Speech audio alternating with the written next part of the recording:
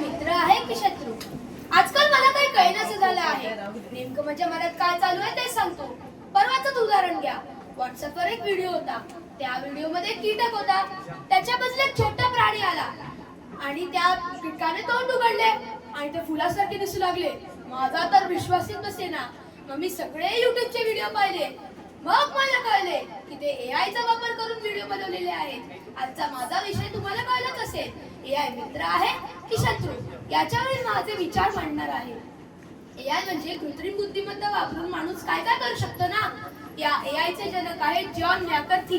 त्यांच्याच परिश्रमामुळेच आपल्याला हे सगळं दिसून येते. पण आजकालचे बातम्या देणारे निवेदक असतात, तेही आता AI च्या रूपात दिसून आलेले आहेत. AI यांत्रिक असल्यामुळे खर्चही कमी होतो आणि उत्पादकता वाढू शकते. हवामान विज्ञान, जिनोमिक्स, इतर विषयांमध्ये संशोधन वाढत आहे. विविध निर्णय घेणे, समस्या सोडवणे, हे सगळं आपण AI च्या मदतीने नक्कीच करू शकतो. आपण जेव्हा व्हॉट्सअपवर संदेश टाईप करत असतो किंवा गुगलवर माहिती शोधत असतो, तर तिकडे अनेक पर्याय उपलब्ध असतात. हे सगळं कशामुळे? तर ते AI मुळेच. आपला मेंदू कसा काम करतो याच्याशी साधर्म्य साधण्याच्या दृष्टीने अभ्यास केला गेला व अनेक प्रकार आले.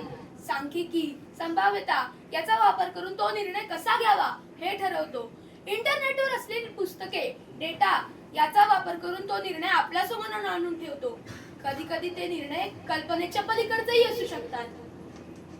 अच्युत गोडबोले हे तर सर्वांना आपल्याला माहितच आहे. त्यांनी त्यांच्या मुलाखतीत एक अनुभव सांगितला. अच्युत गोडबोलेंवर त्यांच्या मित्रांनी ChatGPT वर कविता करण्यास सांगितली, तर ती कविता 5 एकदा तयार होऊन आली सुद्धा. चाल लावायला सांगितली तेही ताबडतोब. म्हणजे आपली कामं कशी AI मुळे पटापट होतात ना, तशी AI चांगली बाजू दर्शवत आहे, तसाही त्यात धोका आहे. ग्राहक सेवा, वाहतूक या सगळ्यामध्ये नोकरी गमावण्याचाही धोका असू शकतो. AI ला मोठ्या प्रमाणात डेटाची गरज असते, त्यामुळे त्याला गोपनीयतेबद्दल चिंता निर्माण होते. AI ला डेटाची गरज असते, त्यावर त्याला पूर्वग्रह प्राप्त होतात. त्यामुळे कायद्याची अंमलबजावणी, कर्ज देणे यासारखे अनुचित प्रकार होऊ शकतात. AI टेक दिग्गज कंपन्यांद्वारे चालवला जात असल्यामुळे एकाधिकारवादी प्रथांचा विकास होऊन असमानता वाढू शकते. AI ला भावना नसल्यामुळे चिडलेल्या, गोंधळलेल्या ग्राहकाला निर्णय सांगताना काय अस्वस्थच वाटत नाही.